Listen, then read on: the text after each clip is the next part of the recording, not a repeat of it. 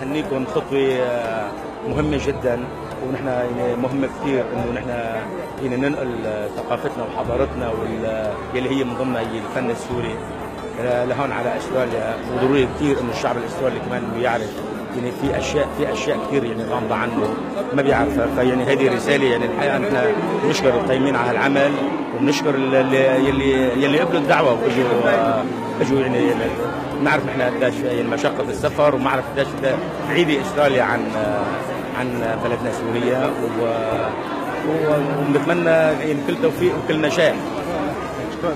Chamber of Commerce are one of the sponsors. We are very privileged to be part of the festival, the Syrian festival, and it's a very rare cultural opportunity for us. And also on Thursday, we will be hosting the press conference for the crew, the directors and the actors. So very pleased to be here, and we look forward to many more such initiatives from Syria to come. وجه تحية لسوريا، الله يحميها والله يسرها يا رب، ويحمي الجيش ويرحمهم ويرحم جميع الشهداء يا رب. وجه تحية لأهلي كمان، كثير مشتاقة لهم، مشتاقة كثير لسوريا عن جد. طبعا اليوم نحن هون بأول أيام افتتاح مهرجان الفيلم السوري، وطبعا كنا نحن بننتظره كجالية سورية بأستراليا، كنا ننتظر هاليوم هذا. اشتقنا كثير لبلدنا، إن شاء الله يا رب، إن شاء الله ترجع مثل ما كانت. ثانيا إنه من سوريا طبعا من بلدنا، أنا كثير مبسوطة إنه ريحة سوريا صارت بأستراليا.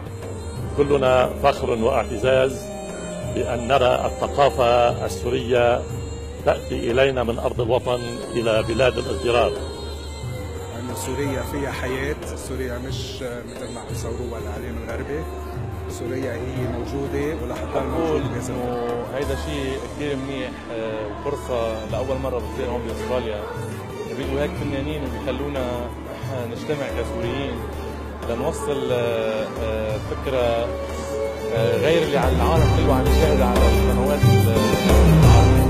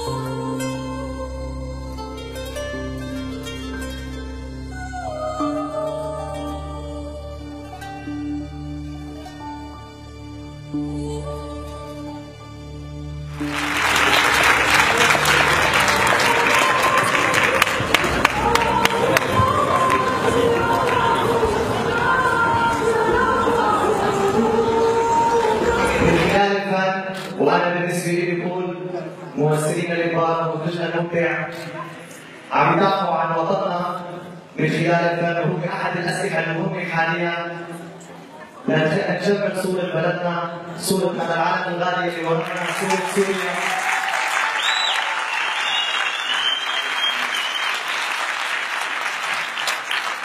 سوريا هي ربنا وعلمتنا كيف نحب الوطن.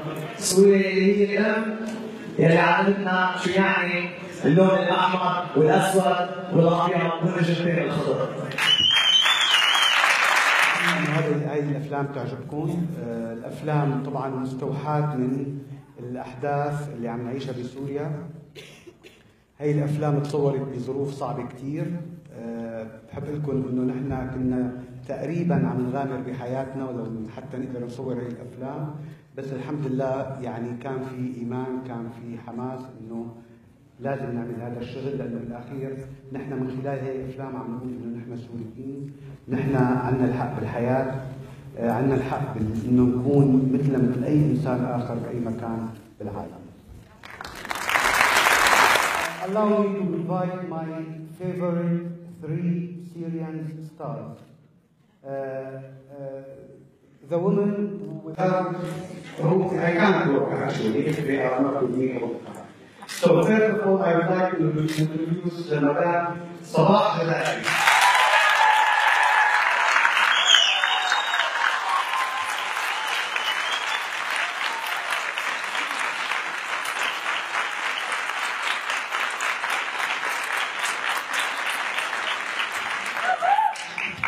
Madame Dima Amalaf.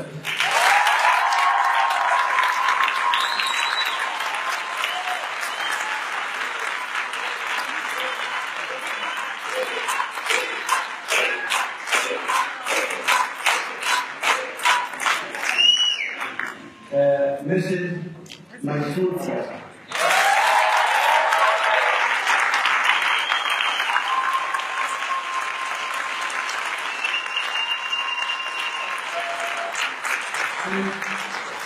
And finally, the lady that stands behind everything I do, who believes in me, who was pushing me all the time to do good things in movie and in life. I would like to introduce my wife, Diana.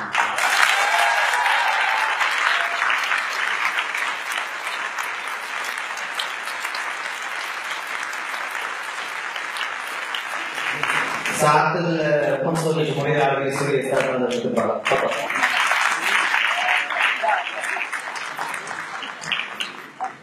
أهلا وسهلا فيكم. طبعا اعلام من اعلام سوريا موجوده هون. ما اشكر عليكم، هذا فخر كبير لنا كمغتربين باستراليا انه نشوف عظمه صناعه السينما السوريه وفنانينا. سوريا اللي ضحت، سوريا اللي قدمت، سوريا الحضاره بحضاراتها باعلامها. اهلا وسهلا فيكم. لا الاستاذ حافظ، لا القائمين ولا المنظمين ولا العاملين. قالوا تخير فقلت الشام